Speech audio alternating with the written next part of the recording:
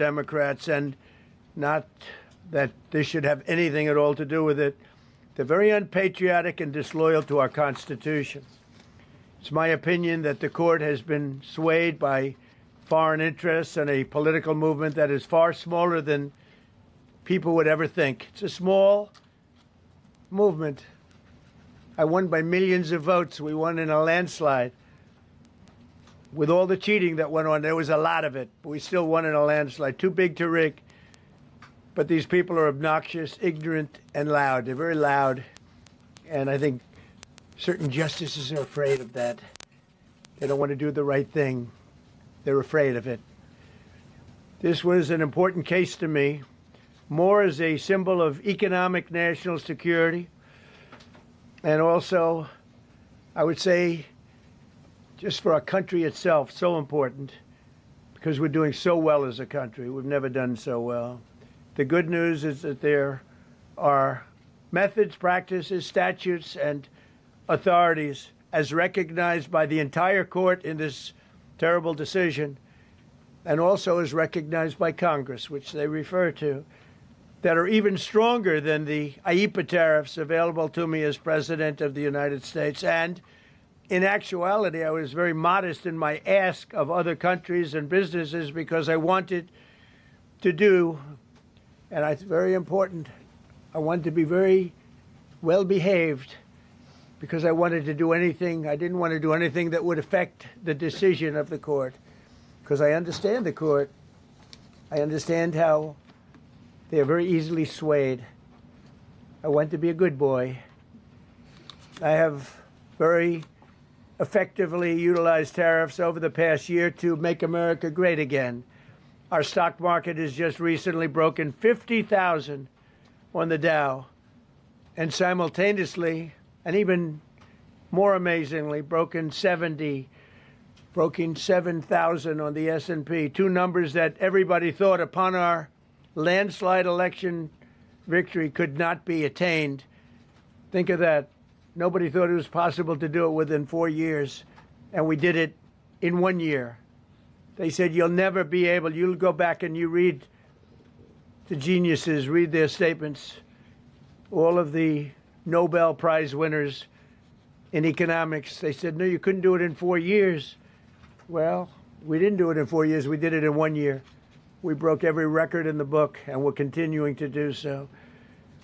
Tariffs have likewise been used to end 5 of the 8 wars that I settled. I settled 8 wars, whether you like it or not, including India, Pakistan, big ones, nuclear, could have been nuclear.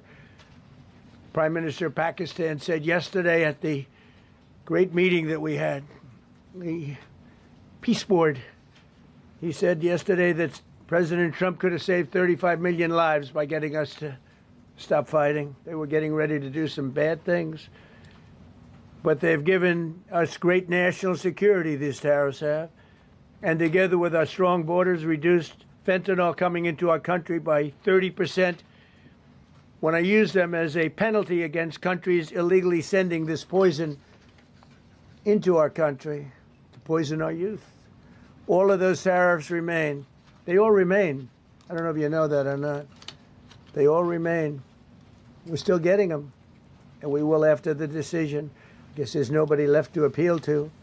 But again, those 3 people, such respect. I've had a lot of respect for them anyway, but such great respect. But other alternatives will now be used to replace the ones that the court incorrectly rejected. We have alternatives, great alternatives. Could be more money. We'll take in more money, and we'll be a lot stronger for it. We're taking in hundreds of billions of dollars. We'll continue to do so. To show you how ridiculous the opinion is, however, the court said that I'm not allowed to charge even $1. I can't charge $1. Can't charge $1. I would have used 1 penny, but we don't make the pennies anymore. We save money. Can't charge $1 to any country under IEEPA. Not $1. I assume to protect other countries. This must have been done to protect those other countries, certainly not the United States of America, which they should be interested in protecting. That's what they're supposed to be protecting. But I am allowed to cut off any and all trade or business with that same country. In other words, I can destroy the trade. I can destroy the country. I'm even allowed to impose a foreign country destroying embargo. I can embargo. I can do anything I want, but I can't charge $1. Because that's not what it says. And that's not the way it even reads. I can do anything I want to do to them, but I can't charge any money. So I'm allowed to destroy the country, but I can't charge them a little fee. I could give them a little two-cent fee, but I cannot charge under any circumstances. I cannot charge them anything. Think of that. How ridiculous is that? I'm allowed to embargo them. I'm allowed to tell them you can't do business in the United States anymore. We want you out of here. But if I want to charge them $10, I can't do that. It's incorrect. Their decision's incorrect. But it doesn't matter because we have very powerful alternatives that have been approved by this decision. You know, they've been approved by the decision for those that thought they had us. And they're saying that I have the absolute right to license, but not the right to charge a license fee. So think of that. I have the right to license, which is a very powerful word. In many ways, license is more powerful than tariffs. In fact, I was thinking about using it. But they came up with the idea that I can license, just like the people that were opposing me told them to do, but not the right to charge a license fee. Think of that. Who ever heard of such a thing? What license has ever been issued without the right to charge a fee? You get a license, you charge a fee. It's automatic, but not with this court.